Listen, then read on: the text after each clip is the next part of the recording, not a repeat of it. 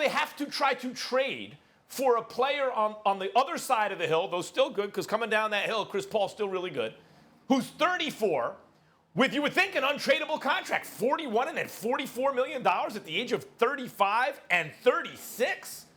Would this help the culture of the Knicks? Yep, Stephen A., he could help establish something where that franchise becomes more attractive 2 and 3 years from now, so they can bring people in to start building a team 2 and 3 years from then that could compete. So Knicks fans should understand, in the best case scenario, what this move does is say, we have a 5-year rebuilding plan. A 5-year rebuilding plan for a miserable, pathetic franchise run by the worst owner, arguably, in sports that hasn't won a championship since 1973. Congratulations, Knicks fans, because I have news. This isn't even a bad idea by their standards.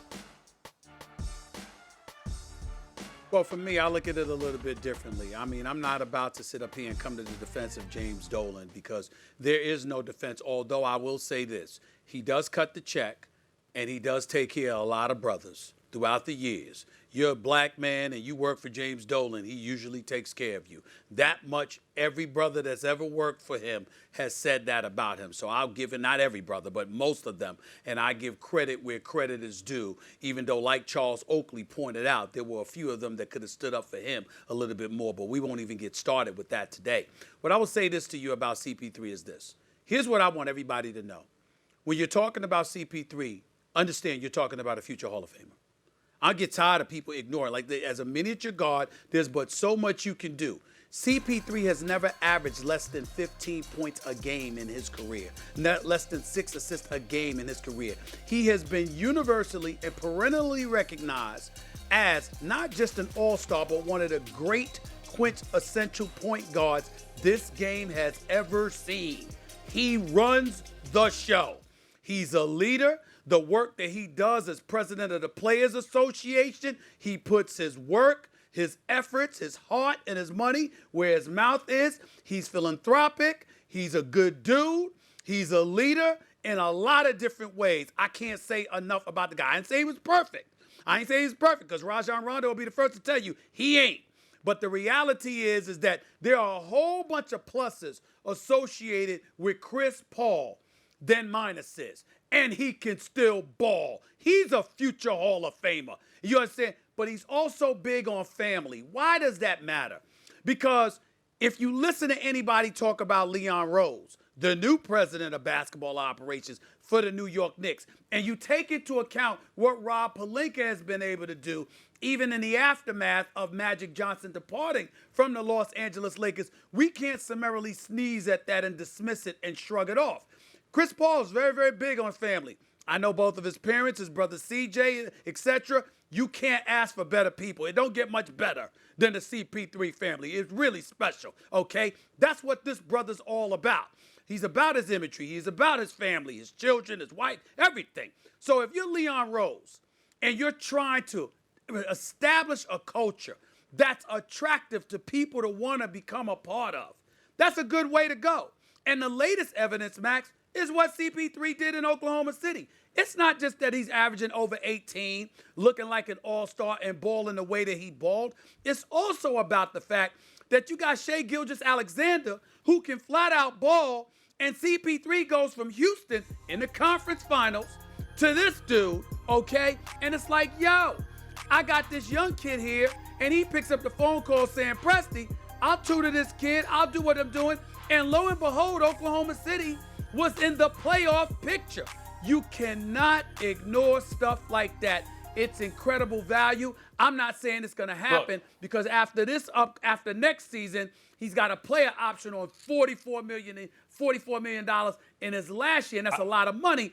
But if you're talking about culture change, Max, and getting away from what Dolan contaminates, that goes a long way. Look, Chris Paul will bring competitiveness back to Madison Square Garden. No question. If someone said, what's the number one characteristic about Chris Paul? I say competitiveness. He always competes both sides of the floor. And Stephen A., you'll appreciate this. The way Larry Brown used to want, like, I'm not sure that Chris Paul is the perfect point guard for the modern NBA. He's a great one. But the way Larry Brown used to want point guards to play, Chris Paul must be his idea of the perfect point guard. He's the perfect point guard Larry Brown from loves, 20 years ago. Larry Brown loves Chris Paul. I'm sure. And a great point guard, like the way we grew up thinking of how a point guard plays, Chris Paul is probably the perfect example of it. And he's still really effective. He can shoot, he can play, he can do everything. That's what's hilarious to me about the Knicks. This might be the best option they have right now. You're right. He would make a culture change over a couple years because his contract would be such that it'd be tough to sign guys with him on the books. But what he could do is mentor young players, bring a competitive culture so that 2 or 3 years from now, the Knicks could start to put something together, and then 2 or 3 years from them, challenge for a championship if everything works out. But that's what I'm saying, Stephen A. According to this plan, which may be their best option, it'll be over 50 years between championships if it works. Congratulations, Knicks fans.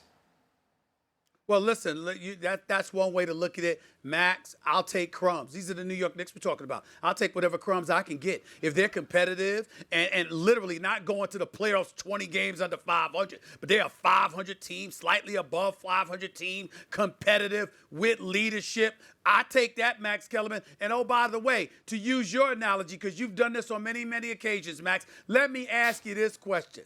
If CP3 were not 6'3", and instead he was 6'5", 6'6", Lord have mercy. Oh, my God.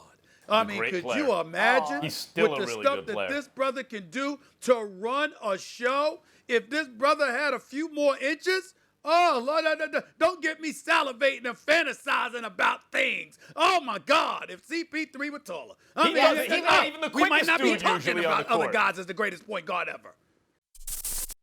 Thanks for watching ESPN on YouTube. For live streaming, sports, and premium content, subscribe to ESPN+.